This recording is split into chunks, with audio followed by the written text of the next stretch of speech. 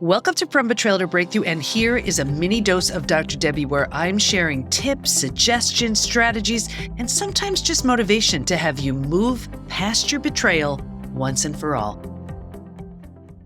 Are you using the wrong tool for the job?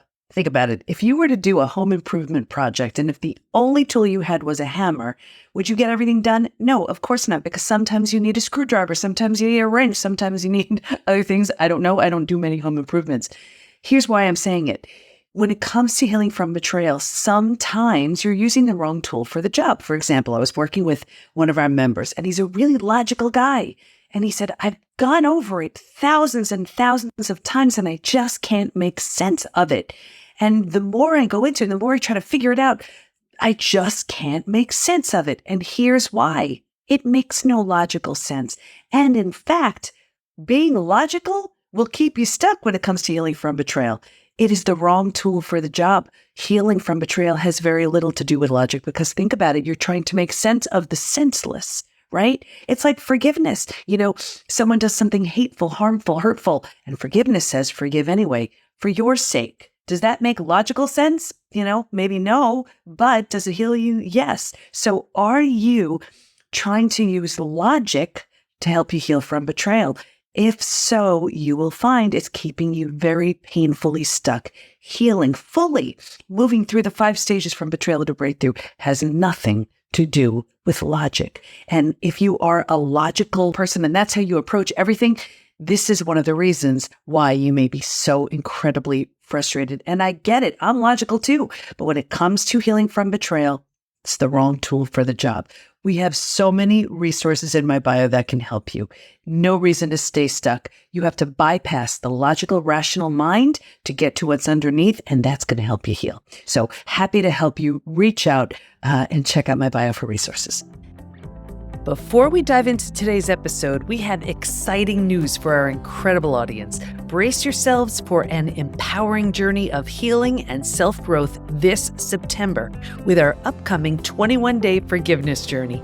For 21 days, we'll be sharing insightful stories and powerful strategies to help you master the art of forgiveness. We get it, forgiveness can be tough, but remember, it's the key to breaking free from the chains of resentment and pain. And it's just a word until you do it. So let's make it happen together. Make these 21 days some of the most transformative of your life, and let's turn forgiveness into a shared, uplifting journey. Sign up at thepbtinstitute.com/forgiveness and grab your handy tracker that we'll be using daily. We're thrilled to take this journey with you. As if betrayal isn't hard enough to manage, it's even worse when you're with a gaslighter. What's a gaslighter? I write all about it in Trust Again. But this was something I found in Psychology Today, and I want to read this to you so you know it's not you and you're not crazy. Ready? Number 1, they tell blatant lies. Number 2, they deny they said something even though you have proof. Like you want to walk around with a pen, write stuff down, and then show it. They use what's near and dear to you as ammunition, like your kids. They wear you down over time. Their actions don't match their words. They throw in positive reinforcement to confuse you. They know that confusion weakens you. They project, accuse you of what it is that they're doing. They try to align people against you. They tell you or others that you're crazy. And they tell you that everyone else is a liar. So I'm telling you, it's all in Trust Again. It's not you. You're not crazy. You're not alone. You can heal from all of it. And I know it's especially hard because you may have felt these things, heard these things for years, decades, and you believe it's you, and it's not. You can heal from all of it, I promise. Click the link in my bio, even email me. My email's there. Let's get you healed. Let's get you moving through the 5 stages from betrayal to breakthrough so you can feel safe again, trust again, love again. I'll talk to you soon.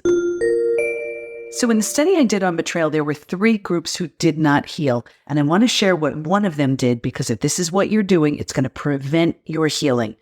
If anything is going to root you to the survival stage, stage 3, the most common stage we get stuck in, it's when we use food, drugs, alcohol, work, TV, keeping busy, reckless behavior, anything to numb, avoid, and distract ourselves from what's so painful to feel or face. So how do you know if you're doing that?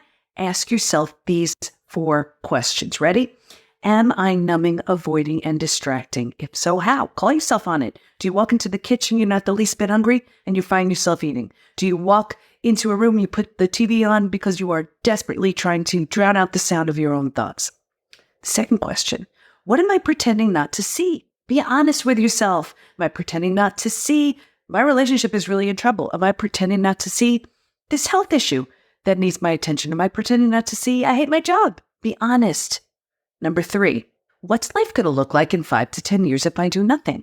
We don't want to play this out, but play it all the way out. Go 5 to 10 years, ignoring the relationship issue, taking care of the health issue the way you've been or not, the job issue. Play it out 5 to 10 years. What does that look like? And the fourth question, what can life look like in 5 to 10 years if I change now? I'm not saying that change is easy, but change begins when you tell yourself the truth. So I invite you all to ask yourself those 4 questions to see if you're numbing, avoiding, and distracting.